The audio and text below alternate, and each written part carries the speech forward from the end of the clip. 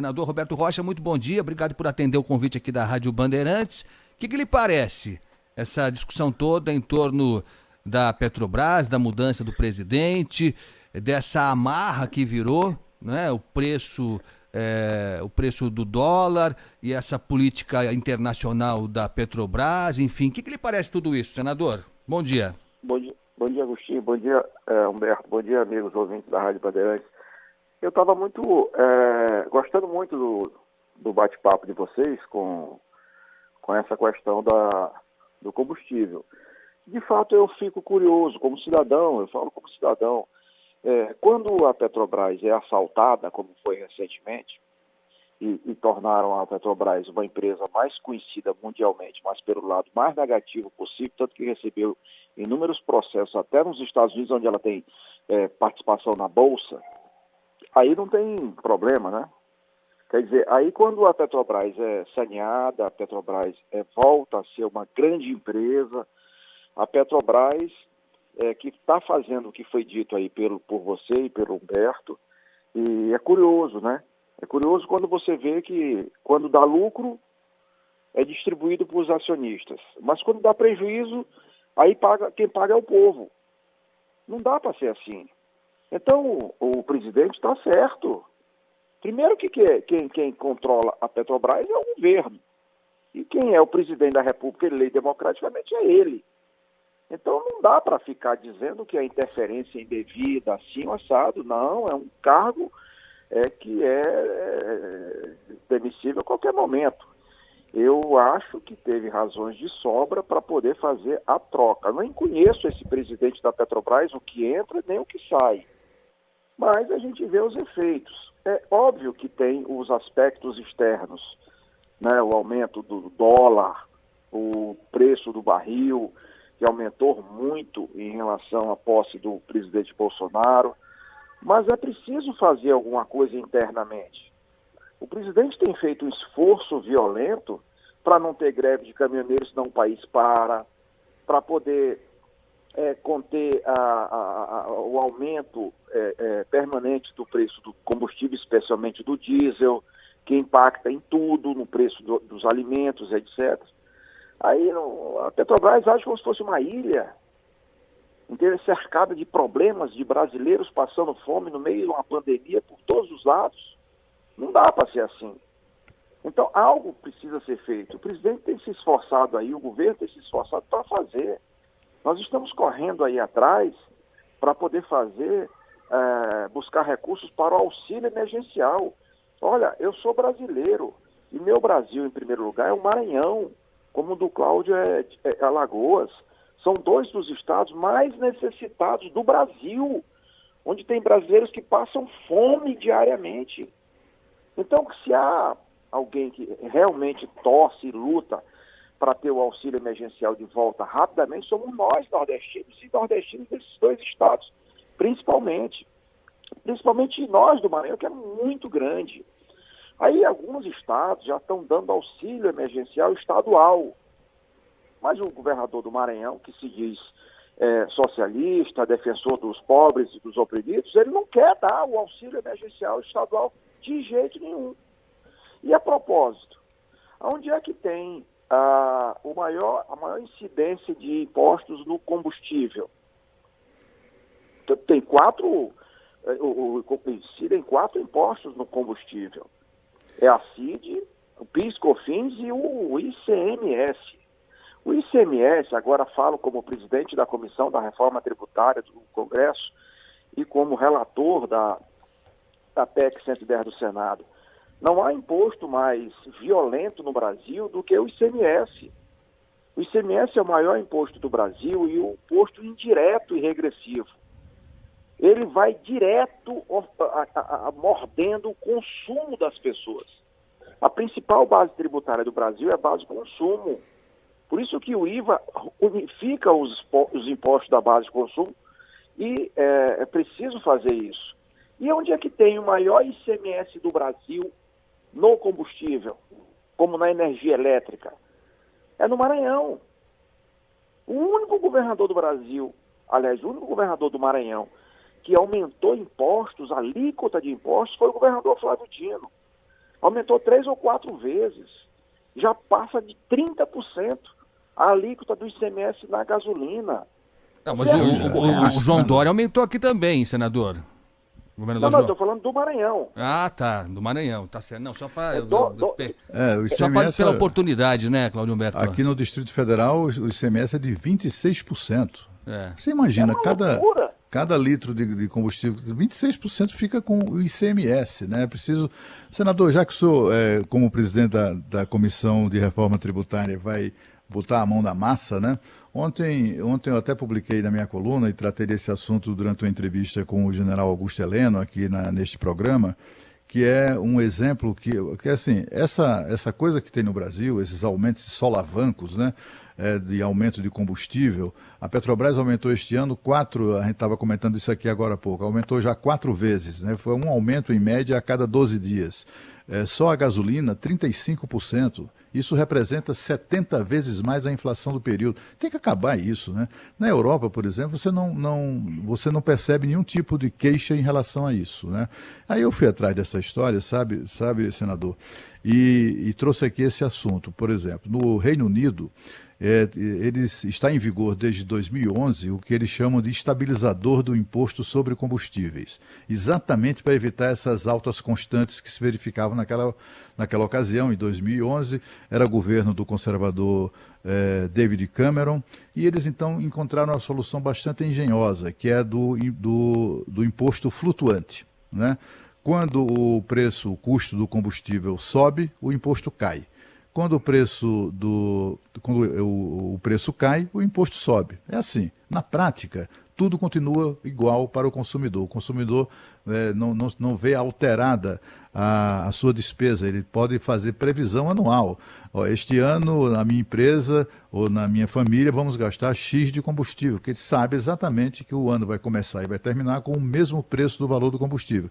É no Reino Unido, e também eu morei em Portugal quase 4 anos, mais de 4 anos. O preço do combustível em Portugal, um paísinho pequenininho que não produz uma gota de nada referente a combustível, não produz petróleo, nem muito menos gasolina, não tem refinaria. Portugal, eu cheguei lá para morar, o preço do combustível era 1, e 4 anos e tanto depois, quando eu vim embora de volta, o preço era exatamente o mesmo, no centavo. No centavo.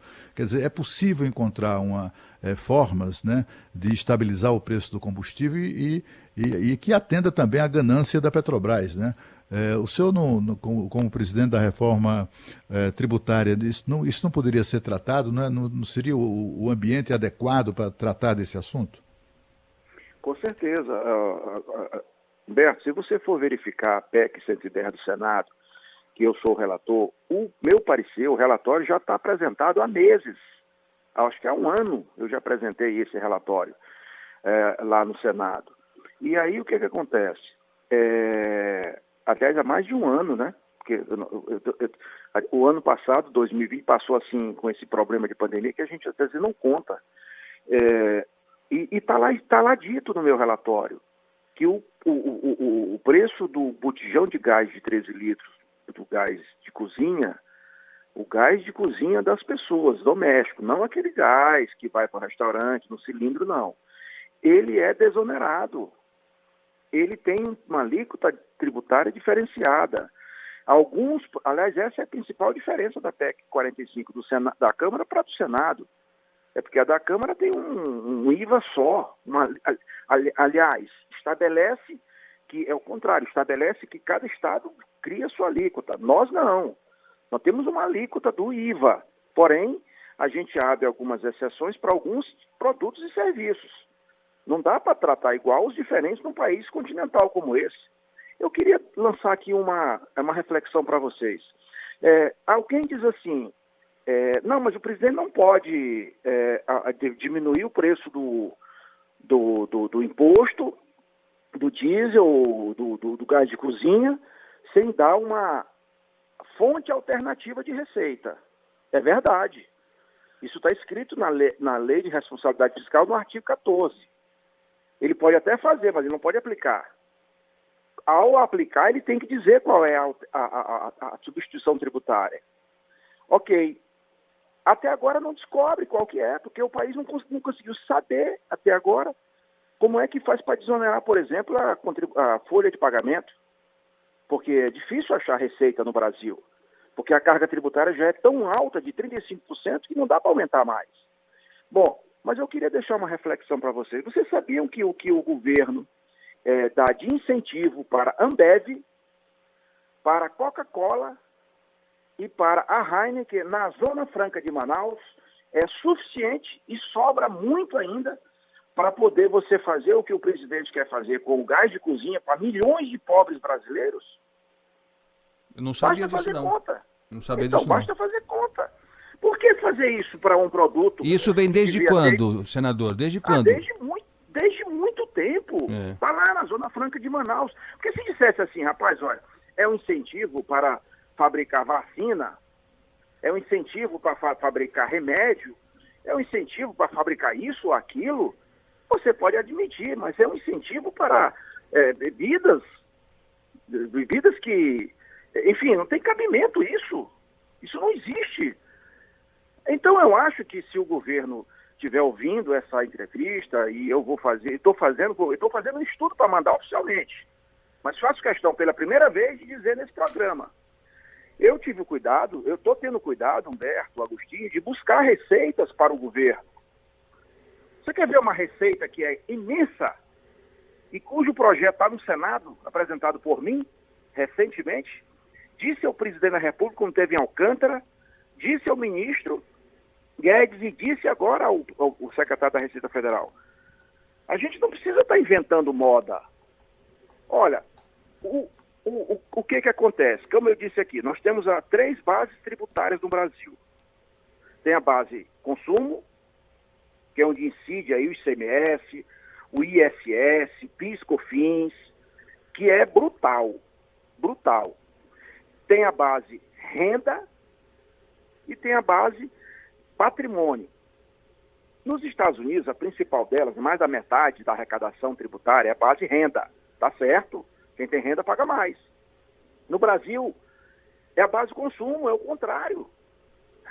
Então, quem consome mais da sua renda, do seu salário, do seu dinheiro, paga mais. Então, por exemplo, quanto que o Maranhão teve a maior arrecadação de ICMS da história esse mês? Passou de R$1 bilhão. Mas vem cá, e o que aconteceu? Teve algum surto de desenvolvimento? Teve alguma indústria, algum polo, alguma matriz econômica nova? Chegou à base de Alcântara, a indústria aeroespacial, e já está agregando imposto? Não. E o que foi? Foi o auxílio emergencial do governo federal, que em 2020 transferiu diretamente para a mão dos maranhenses mais de 13 bilhões de reais. Eu disse mais de 13 bilhões de reais. Isso é mais de R$1 bilhão por mês. E quem é mais pobre que recebe esse auxílio, ele vai todo para o consumo. Diferente de nós, que podemos botar uma parte nas ações da Petrobras, na Bolsa, nós podemos botar em fundo de renda fixa, comprar um apartamento. Não, ele vai todo para o consumo. E aí volta para o ICMS. Daí é o aumento da arrecadação do Senador, ICMS. eu queria aproveitar a presença do senhor, né, Cláudio, que a gente está com um tempo meio apertado aqui. Mas acho que seria importante, né, Cláudio, que o senador Roberto Rocha, do PSDB, falasse sobre a questão da prisão do deputado Daniel Silveira, até porque o senhor apresentou um requerimento pedindo explicações para o ministro Alexandre de Moraes, né, senador? Sim, eu apresentei sim. Eu queria acho até que mais do complementar. Eu queria complementar a pergunta do Agostinho, senador. O senador, na verdade, apresentou um requerimento para chamar o ministro Alexandre de Moraes a explicar ao Senado Federal, ao Congresso Nacional, né, as suas razões e também o que ele entende sobre inviolabilidade do mandato parlamentar. É isso, né? O senador Roberto Rocha condenou as palavras do deputado, ele claramente deixou isso patente, né? Mas também divergiu, considerou uma violência à prisão. Eu gostaria de saber, senador, por que isso? Eu queria que o senhor explicasse isso aos nossos ouvintes. Olha, eu acho que é preciso separar uma coisa da outra, né? É preciso, não é nem um joio do trigo, que no caso aí todos dois são joios. Quer dizer, nós precisamos separar a discussão em relação à conduta do parlamentar, seja ele o Delcídio Amaral, seja ele o deputado aí, que eu esqueci até o nome dele, não conheço ele. Daniel, e seja a conduta do Supremo Tribunal Federal. Seja um ou seja outro, ambos estão errados. Imagina se eu vou concordar com as palavras de um deputado, de um cidadão se dirigir a alguém dessa maneira. Não existe isso. Eu estou aqui fazendo críticas, não é nem ao governador do Maranhão, é a política pública. Os adversários têm que se respeitar e podem ser amigos. Bom, eu então me manifestei publicamente, como costumo fazer. Eu sou homem público. O homem público não pode ser só público, ele tem que ser homem também. Ele tem que ter coragem de dizer o que pensa, senão ele sai da política, rapaz. E vai fazer coisas mais agradáveis, inclusive. Se eu tiver errado, depois eu me corrijo, eu peço desculpas, etc. Eu votei com 6 meses de mandato a questão do Delcídio. Apanhei muito. Mas eu votei porque eu achei que não podia acontecer o que aconteceu. Tá aí, o que teve depois, no caso dele, do Delcídio? Como é que foi o processo judicial? Ele teve processo político, ele foi cassado o mandato. E depois? Foi absolvido. Mas que maluquice que a gente está vivendo. Agora vem um deputado preso. Vem cá, e o tanto de gente que fala muito mais violência do que esse deputado está solto e não tem mandato. Por que o deputado preso? Ele tem que responder, mas ele tem que responder preso? Não necessariamente, não pode. E ele tinha que ter autorização da Câmara. Eu acho que a Câmara ontem abriu novamente, como o Senado fez no passado, a porta do inferno. Isso é muito grave para a democracia. Isso sim atenta contra a democracia. Agora, o que é pior, o deputado vai ter que fazer uso da palavra, ele de olho no microfone, com um olho no microfone e outro no Supremo. Porque ele tem que saber se ele pode dizer o que ele está dizendo. Porque o que agora é imune? O que agora é inviolável? Ninguém pode dizer. Os limites ficaram completamente... Onde é que começa o meu direito e termina o teu? Ninguém sabe. E nós estamos discutindo um ponto da Constituição Federal, que o Supremo tem que ser o guardião, e quem faz a lei é o Congresso. Então, o que eu fiz? Eu fiz Primeiro, me posicionei como político, como cidadão, posicionei deplorando a palavra do deputado e também reprovando a conduta do Supremo. Porque se o Supremo, por exemplo, se ofendeu porque o deputado ameaçou com o AI-5, o Supremo praticou um AI-5, Então, agora, o que fazer? O que fazer? Ficar, digamos, como Pilatos, lavando as mãos? Não, eu não achei que a decisão do Senado no passado e agora da Câmara foi como a de Pilatos. Não, eu acho que é pior. É como cuspir para cima. Lavar as mãos é o dia seguinte, que não teve nada no Senado. Não aconteceu nada em relação aos senadores. Eles não fizeram nada, nós não fizemos nada. E depois vieram acontecendo inúmeras medidas arbitrárias. E a Câmara, o que deve fazer? Não, mas quem faz esse tipo de medida é muito mais apropriado do Senado. Por essa razão, respeitosamente, eu convidei, não é convocação, não é nada, é um convite respeitoso ao ministro Alexandre de Moraes, que, como qualquer outro, passou pelo Senado para ser sabatinado, para ser aprovado a sua ida para o Supremo. Então, é normal essa relação de respeito e de convivência. O ministro Alexandre de Moraes, além de tudo, ele é um professor constitucional em inúmeros livros escritos. Então, é preciso a gente conhecer as luzes dele, o ponto de vista dele, com muito mais tempo, com melhor oportunidade, para, ao final, quem sabe a gente descobrir que a lei está errada. Perfeito. Que tem que fazer uma correção na lei, que tem pontos escuros, que os limites de competência de um poder e do outro não estão claros. Por que não convida o Supremo inteiro? Porque não dá. Mas se der, tudo bem, mas não tem problema nenhum. Seria bom. Seria bom, hein? Seria bom. Senador, nosso tempo está apertadíssimo aqui. Agradeço demais a sua presença, a sua gentileza de participar aqui do Jornal Gente, aqui da Rádio Bandeirantes, e nós voltaremos a conversar seguramente sobre esse e outros assuntos. Tá bom, senador? Com certeza, um abraço a você, Agostinho, um abraço, Humberto, bom dia a todos e bom trabalho para todos e protejam sempre, com a proteção de Deus, nós vamos seguir trabalhando pelo Brasil. Obrigado. É isso aí. Abraço, senador. Senador Roberto Rocha, do PSDB.